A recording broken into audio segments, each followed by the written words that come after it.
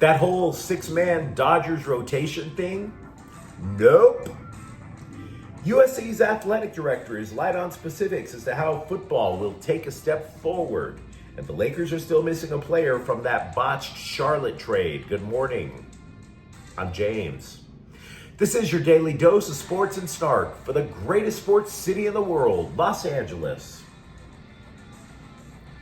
This is the faithful Angelenos morning report.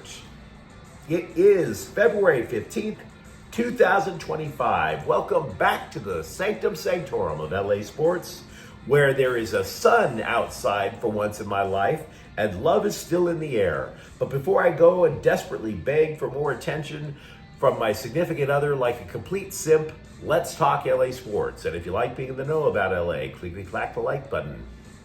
Clickety-clack the subscribe button. There's a notification bell. Hit that and let you know when we drop new content. Sharing is caring. Let people know we exist. And by all means, comment. Now, before we go through the news and notes, a look at the scoreboard. UCLA 72, Indiana 68. At last, thank heaven almighty, at long last, the Bruins have won a game east of the Colorado Rockies. Tyler Bilodeau scored 12 to lead the Bruins. They are 1-5 in the Central and Eastern time zones. Meanwhile, today, Minnesota's at USC at 1 o'clock. And what do you say we get to the news? It's been widely assumed, and I don't blame the scribes for thinking this way, widely assumed that the Dodgers would roll out the year with a six-man rotation. I've gone back and forth on it. You look at the pitching staff, you could go as deep as 12 starters. 12. That's a lot of dudes playing Call of Duty in the back of the bullpen, right? So here's how it should shake out, at least partially. Blake Snell, Yoshinobu Yamamoto, Tyler Glasnow, who was last season's opening day starter, by the way, and Roki Sasaki. We still wouldn't know who slides in at number 5. That's how deep this roto is going to be. But you have to remember something. There are two things that the Dodgers love more than anything else. Spending money lavishly on starting pitching and then injuring them. I have no idea why those two things have to go together. It's not exactly the Reese's peanut butter cup of assembling a team, right? Oh, I love to spend lavishly on pitching. I love to injure pitchers. You got your peanut butter mixed in my chocolate. I don't understand it, but that's what they do. Now, again, you might think a six-man roto would make a lot of sense to keep people healthy. They pitch less often, more rest, less likely to get hurt. Nope, not according to Andrew Friedman. 5-man roto, 8-man bully. Now, Friedman did suggest eventually going to a 6-man rotation, but that's to be determined after who is the first guy in the rotation to need Tommy John surgery. So we'll have to be patient. By the way, when I mentioned that there are as many as 12 potential starters, I did not include Clayton Kershaw and Shohei Ohtani because they're not going to be ready for opening day. However, Ohtani, who underwent his second Tommy John surgery while he was still with the Angels, is expected to throw his first bullpen sesh either today or tomorrow. He already went to camp before it was the deadline for pitchers and catchers to report. He's only thrown from flat ground so far. He's also been taking batting practice, which is just as important in the sense that he underwent shoulder surgery to repair a labrum. Very, very important. Because if you remember, Cody Bellinger had his labrum repaired and he just wasn't the same for the rest of the time that he was in LA.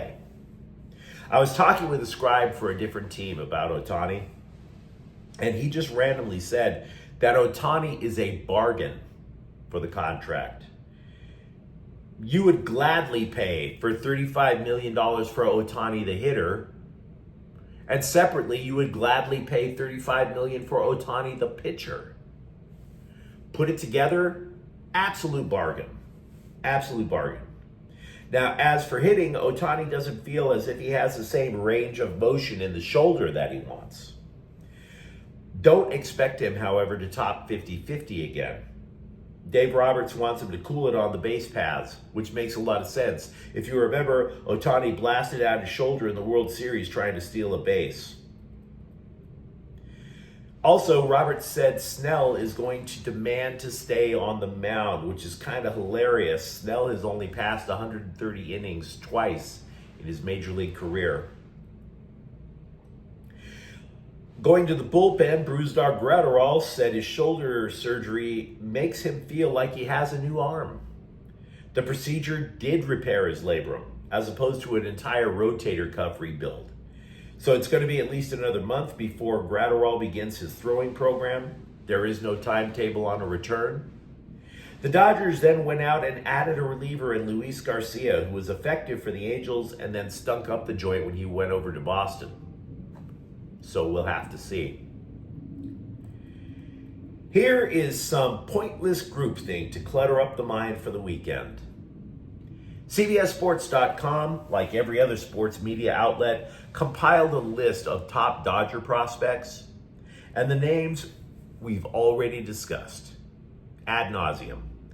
Dalton Rushing, Josue De Paula, Zaire Hope. But the record needs to be corrected for CBS on one front. Terrible headline. Homegrown talent ready to join Dynasty in the making. Not true. First of all, De Paula and Hope would have to make a Herculean leap from single A to the majors. So stop. But secondly, it's pretty hard to envision anybody in the Dodger minor league system cracking that lineup as a regular for a long time. Who goes? Who do you sit?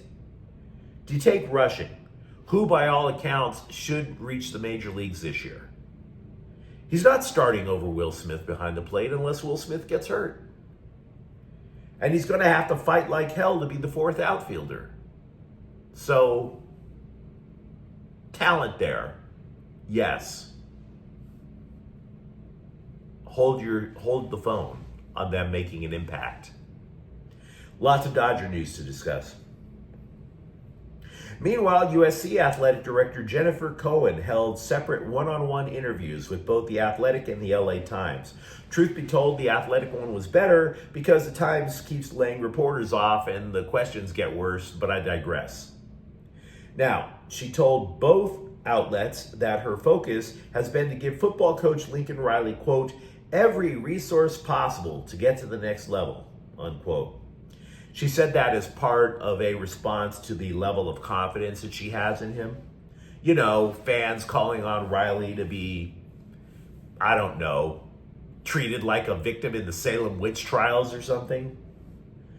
Quote, Lincoln has the experience, right? He's built and led championship teams before, unquote. Now, what Cohen did not do was give specifics in terms of what these goals are. How many wins? How much higher do you have to achieve than the Las Vegas Bowl, right? Now, she did not tell The Athletic how much is going to be spent on football.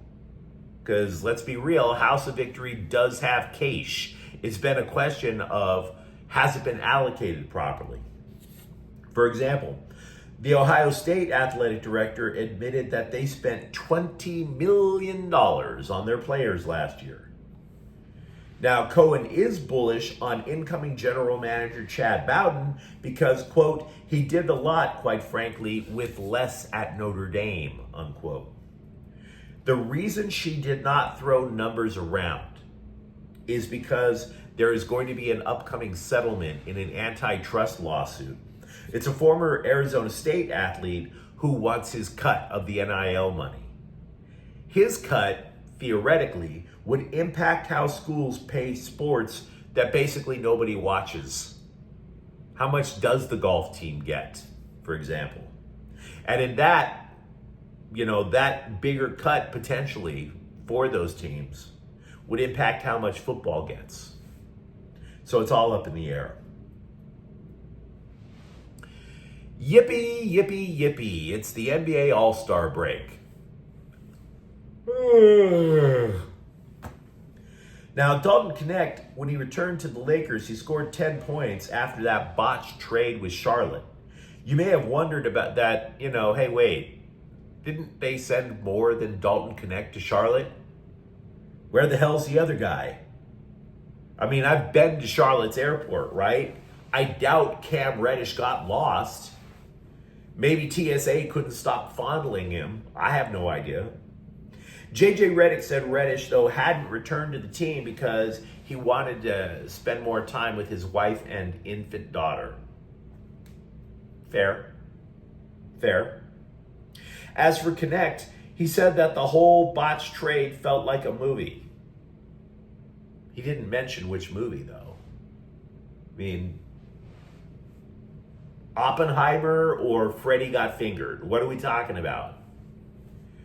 And for that matter, who plays Connect in the movie? Tom Hanks? Adam Sandler? Rob Schneider? You tell me. Forward Christian Oliveira is officially gonzo from LAFC. He is headed to Campeonato in Brazil. And he's going to be missed. He scored 14 times last year for the Black and Gold. Played a pivotal role in the non-MLS schedule for LAFC. LAFC, though, has also acquired defender Artem Smolyakov from a Ukrainian club. Dude primarily plays left back. I would expect him to play hard because who the hell wants to be in the Ukraine, guys? I mean, makes Beirut look like sandals in the Caribbean. Meanwhile, multiple MLS scribes love the pickups that the Galaxy have made recently. Take Christian Ramirez. He's seen as a plug-and-play replacement for Dejan Joveljic. One scribe referred to Ramirez as Superman. And I like the deal. But even as an unapologetic Galaxy honk, I gotta be like, whoa, dude, tap the brakes. Tap it. Because this is his 5th MLS club. He didn't even break into the league until he was 25. I'm not saying he won't produce, but if you're bouncing from club to club that much, there's a reason.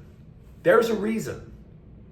Moreover, Ramirez, who's going to turn 34 this year. 34. The clock is ticking, dude. Now, the scribe also thinks that the $5 million that the Galaxy ponied up for midfielder Lucas Sanabria is going to be a bargain. So, cautious optimism for the defending 6-time MLS Cup champs. The Sparks have traded guard Lexi Brown to the Seattle Storm or something. And this is a great move for the Sparks, I must say, because she spent 3 seasons in LA and the Sparks stunk in every one of them. What? You were the worst team in the WNBA last year. People have to pay the price. Lexi Brown is one of them. I don't even know if the 2 second-round draft picks that the Sparks are going to get back will amount more than, say, a bag of Charleston chews. But you've got to make a deal. You've got to get rid of some of the players that wouldn't stop losing. When Lexi Brown was in LA, I understand that she's had success in other spots, but when she got to LA, man, did she love herself some losing. Could not get more losing. Enjoy your time with Frazier and Niles up there, man. Enjoy your time. But you let me know what you think in the comments thread. Talk to me, for example, about the state of Dodger pitching so far in spring training. And for that matter, did you want a little bit more on specifics from USC's athletic director? And if you enjoyed the content, don't forget to subscribe to Faithful Angelenos. We're talking LA sports every single day here. Thanks for watching. I'm James. We'll be back tomorrow. Faithful Angelenos is a Kian Cortel Queso production. Take care.